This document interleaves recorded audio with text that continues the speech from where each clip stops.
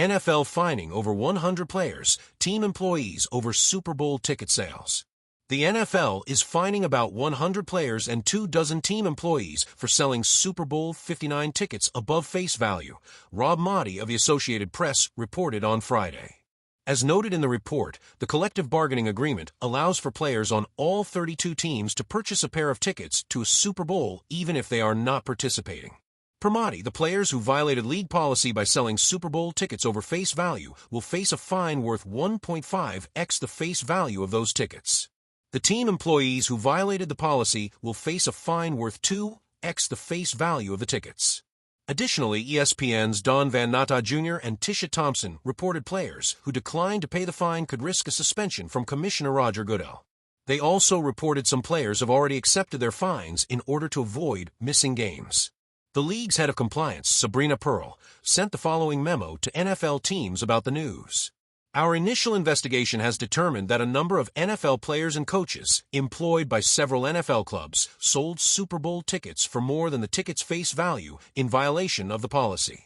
This long-standing league policy, which is specifically incorporated into the collective bargaining agreement, prohibits league or club employees, including players, from selling NFL game tickets acquired from their employer for more than the ticket's face value or for an amount greater than the employee originally paid for the ticket, whichever is less.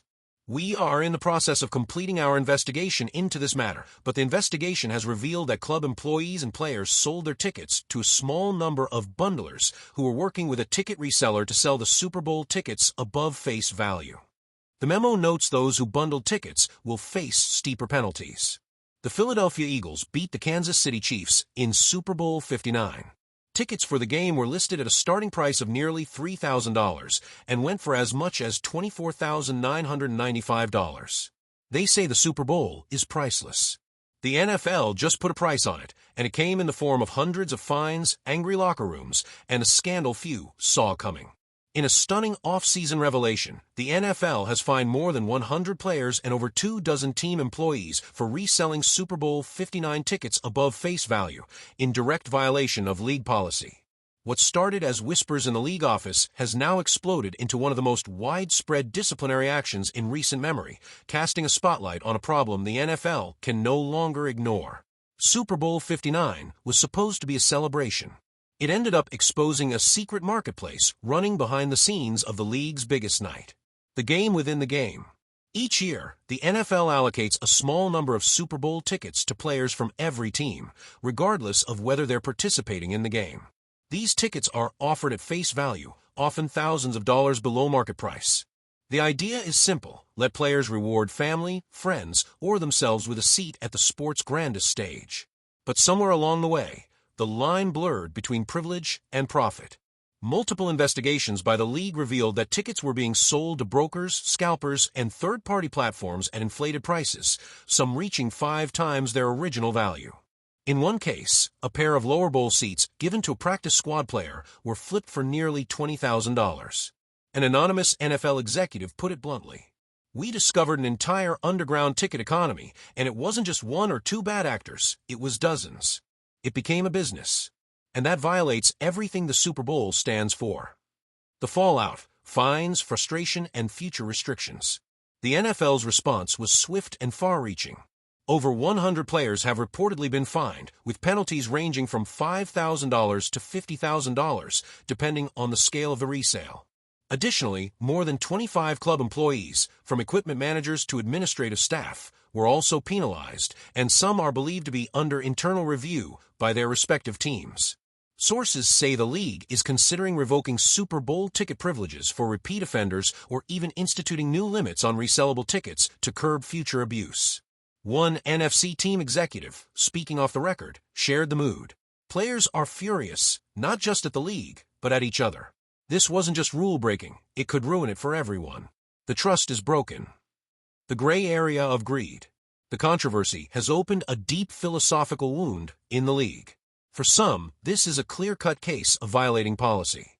But others argue that the players, who purchased the tickets legally, should be allowed to do what they want with them.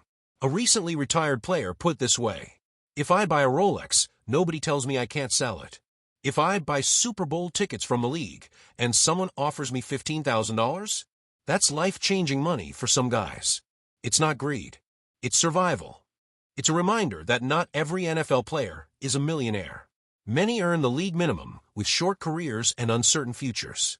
The temptation to flip tickets for a quick profit, especially when unused, is understandable, if not justifiable. Still, the league sees it differently. It's about integrity, said one league spokesperson. These tickets are meant for real people, not for marketplace manipulation. The role of brokers, unmasking the middlemen. Behind the scandal is a web of third-party brokers and shady intermediaries, some of whom have allegedly cultivated relationships with players specifically for this purpose. Venmo transactions, coded text messages, and burner accounts are all part of the growing evidence. Several online ticket platforms have pledged cooperation with the investigation. StubHub released a statement emphasizing their commitment to ethical resale practices and their willingness to flag suspicious accounts moving forward. Still, some in the NFL believe the scandal is only the tip of the iceberg. Fans react, trust broken again. News of the fines spread fast, and fans were quick to weigh in. On Reddit, some sympathized with the players, saying the NFL's crackdown was overly harsh and hypocritical given the league's massive profits. Others, especially long-time season ticket holders, were outraged. We try for years to get a Super Bowl ticket and come up empty. Meanwhile, some player flips his for $8,000? That's a slap in the face to real fans, one comment read. The scandal stings deeper for many because of what the Super Bowl represents, the climax of the season, a celebration of the sport, a dream event for fans. To learn that some of those golden tickets were treated like crypto investments leaves a bitter taste. What comes next?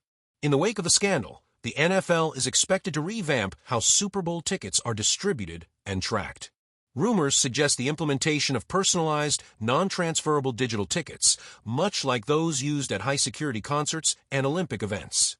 There's also discussion of introducing mandatory disclosure forms for players, similar to tax documents, that would force them to acknowledge any resale of team-issued perks. And for younger players entering the league, new orientation materials may soon include a section on ticket ethics.